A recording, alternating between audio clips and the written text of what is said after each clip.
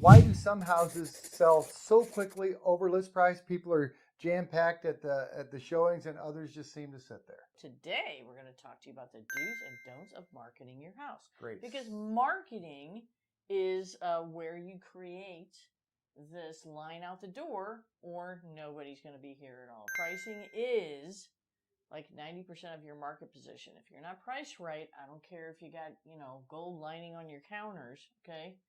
They're not buying it and they're not showing up to see it, okay? So pricing is huge. The first thing you must do is discover who your buyers are. Who are you talking to?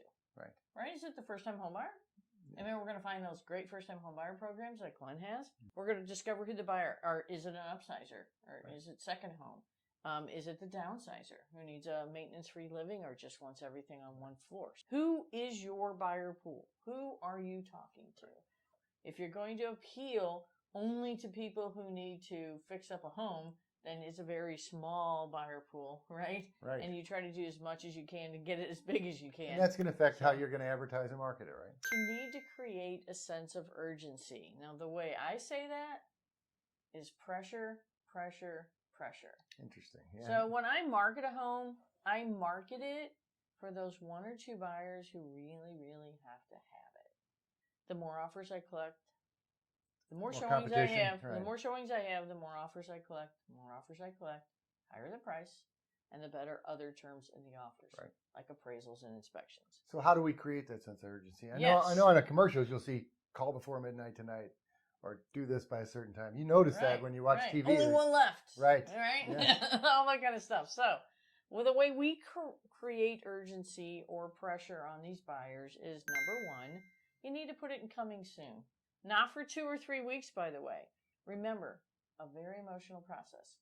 People are emotionally in and they get emotionally out very quickly. So coming soon will help us create the line of buyers out the door. If we just put it on and then we start showing it the next day, it hasn't had enough time to reach people who don't have agents, people who are very busy, on vacations, all the things. You need time to get it into people's radar, agents' radar, buyers' radars, right? So you give it a good 5 days, 7-ish, 8 tops. Okay.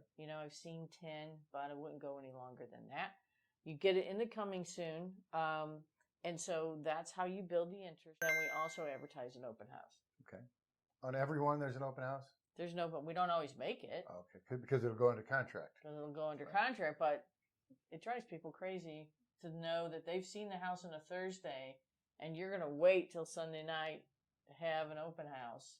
It drives them nuts. So what you want them to do is say to you, what do I have to do for you not to have that open house? Gotcha. That creates pressure. That creates a sense of urgency. That makes the price go higher. The other thing we do then with that is, do you use a deadline or don't you use a deadline? Hey, all offers due by Sunday night at 5. We don't do that, and we haven't done that in quite a few years actually now. And here's why. Why is because usually when you use a deadline, it kind of demotivates them in a way. So if I open it up on Thursday and I say offers due at 5 Sunday, they're like, oh man, it's going to be a bid war. I don't know if I want to get in a bid war. So it's my job to collect as many as I can as fast as I can, because those two questions push and create a sense of urgency, pressure on the buyer who has to have it. It's usually only 1 or 2 that really fight for it and go really high. How do I create this perfect showing experience? So remember that residential buying is all about emotion. I like the house, it's one thing, but if I love it, I'll probably pay you a bunch of money and see how many terms I can make all the much better than those offers. Right? Love it. So our job as a realtor is to help you trip these emotional triggers. Now we're going to open this door and buyers are going to walk in. All right, so this is important. I'm going to start out with a don't. They put those scented little plug-in things in their outlets. Yes. And they're like, oh, I know that aroma is a thing. And so they go out and they buy these things and they plug them in their house and it's all over the place. I just got to tell you that people hate that. The reason that they don't like it, it's not that it doesn't smell nice, although some people are very sensitive to odors, is that they just think you're hiding something. Believe it or not, that's what people think. So that's a don't. Don't do that. Now, we've got the house clean, but once it's super clean, just make sure that it does smell good and you don't have any weird odors. If you have closets, if your closets have an odor to them, maybe you have an older house or whatever, take a bar soap, like a Dove bar soap, and put it in the closets, put it in the drawers, put it in places that when somebody opens a closet, it smells really nice because it smells clean. Your brain will get used to smells that somebody else that comes to your house isn't used to. Yes. First do is keep the temperature nice. Okay. Nice and cool. If it's hot, it's cool. It's winter, it's warm. Okay.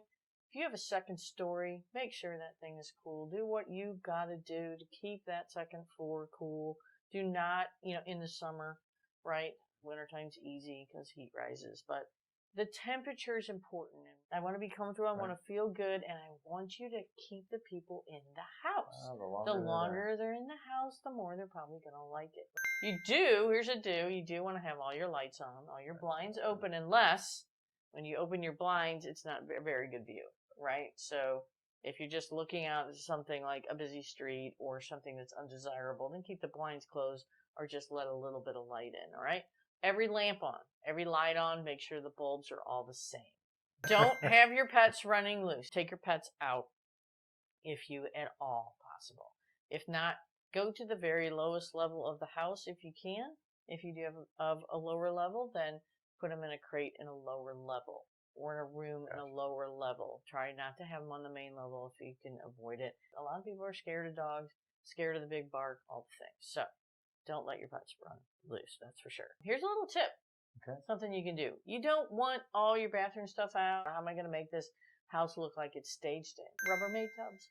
Throw everything in there. Take a tub, throw it all in there. Get the kind you slide under the bed, whatever it takes. Just throw stuff in a tub. Get it back out when you come home. Here's one thing. Please make the home available. Speed wins the day right now in this market. And that means that everybody who's interested in your house, let them get in the door. Everybody tries to get in the door the first day because they know you might take it off for the first day. I know when my niece sold their house, they literally took their pets and just moved out for the weekend. They left Friday afternoon, they came back late Sunday night. Yeah, some people do that. They get a hotel room, they go stay with their parents, they stay with their kids, whatever it is. So you don't have to do that, but a lot of people do it so that it's just show perfect. What about the agent's sign-in sheets? Oh, yeah. So usually that would sit on the kitchen counter, and it would just be a list of all the agents that had shown that house. Yeah, that's a don't. No. So we used to be required to have this little sign-in sheet. Agents would use the little realtor lockbox on the front door, get the key, open it up, show the house, and have to sign in with the time and day. Well, the boxes already record the time and day to us, and they send it to us electronically. Since COVID, we haven't been required to use the sign-in sheets, and so you don't want to use them. When we did use them, I would give the seller a stack and ask him to pull it every single day. All right, because why? We don't want people to know how many people have been in. We don't want to give them information or not been in. All right.